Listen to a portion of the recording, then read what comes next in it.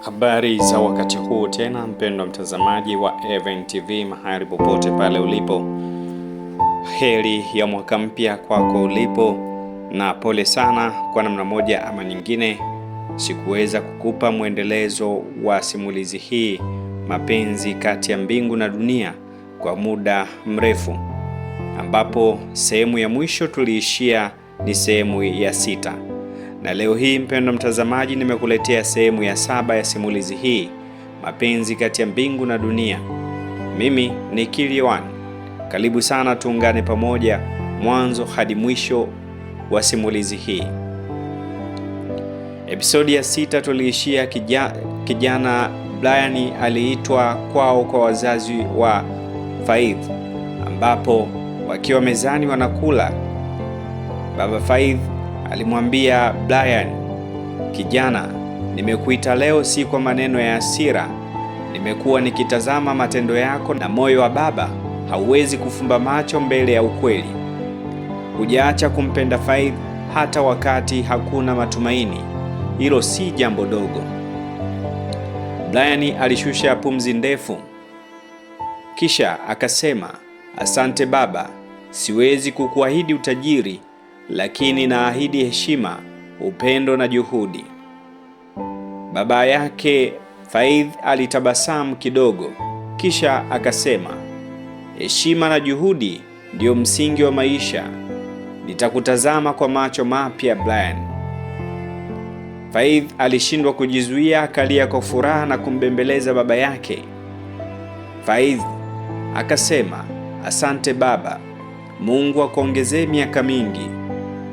Na leo tunaendelea na sehemu ya 7. Baada ya maneno yale, wakiwa mezani kwa chakula, kulikuwa na ukimya wa sekunde chache kabla ya baba hajaanza kuzungumza. Brian, nimekuwa nikikuangalia, si rahisi kuvumilia misukosuko yote hii. Kama kuna kitu nimejifunza ni kwamba moyo wa uthabiti ni mali adimu. Brian kwa heshima akajibu, asante sana baba, nilichojua ni moja tu, kama mtu anapenda kwa dhati, lazima heshimu. Baba akatikisa kichwa taratibu, akitabasamu kidogo. Faith na mama yake wakatazamana kwa furaha. Baada ya chakula kuanza, mazungumzo yakawa ya amani. Waliendelea kula huku wakicheka kidogo. Lakini katikati ya furaha hiyo, mlango ukagongwa ghafla. Mama akasimama kufungua, na mbele ya mlango alikuwepo mwanamke kijana. Alivaa sare za ofisini, akionekana amechoka.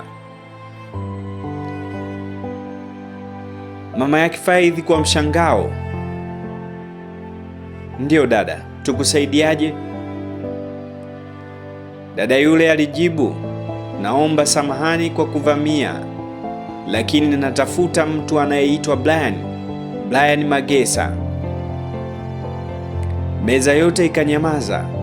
Faith akageuka taratibu kumtazama Brian, ambaye uso wake ulibadilika ghafla. Faith kwa sauti ya chini alimuuliza Brian, unamjua huyu? Brian akiwa ameduaa alijibu, ni ofisa kutoka kazini, lakini sijui amekuja na nini saa hizi.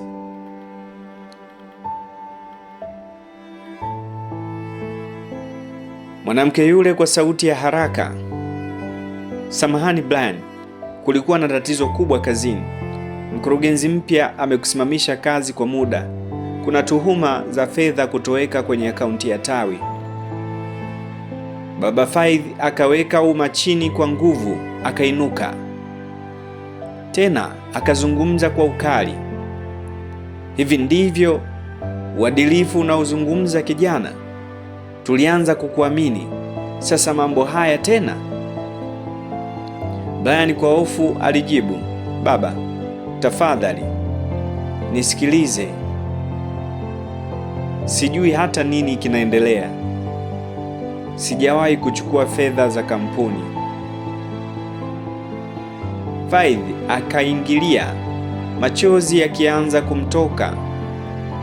Baba, subiri kwanza, umsikilize Brian. Hii inaweza kuwa njama.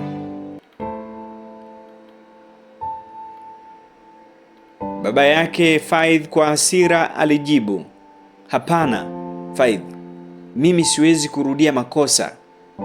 Kijana huyu hatatuharibia heshima tena. Brian alisimama polepole, akainama kwa heshima, huku akizungumza kwa sauti ya maumivu. Nashukuru kwa chakula na kwa nafasi hii. Sitaki mjibishane kwa ajili yangu, lakini naapa kwa jina la Mungu, mimi si mwizi. Nitatumia kila njia kuthibitisha hilo. Aliondoka taratibu, huku Faith akilia nyuma yake. Brian, tafadhali usiende peke yako, tutapambana pamoja. Brian akigeuka, macho yakiwa na machozi. Hapana Faith, safari hii lazima nipigane mwenyewe kwa heshima.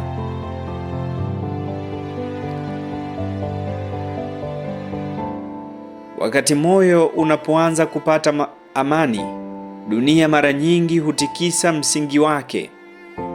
Sasa Brian anakabiliwa na tuhuma nzito. Je, atathibitisha usafi wake au atapoteza kila kitu tena? Mwisho wa episodi ya 7. Je, unadhani tuhuma hizi ni njama dhidi ya Brian au ni kosa lililofichika? Kama wewe ni Faith, ungemwamini Brian bila ushahidi?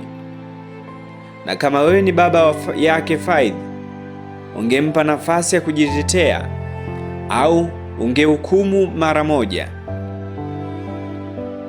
Mwisho wa episodi hii ya 7. Nikushukuru sana. Kama subscribe ili kuendelea kutazama video zetu mbalimbali pamoja na simulizi kupitia Even TV. Mimi ni Kiliwan.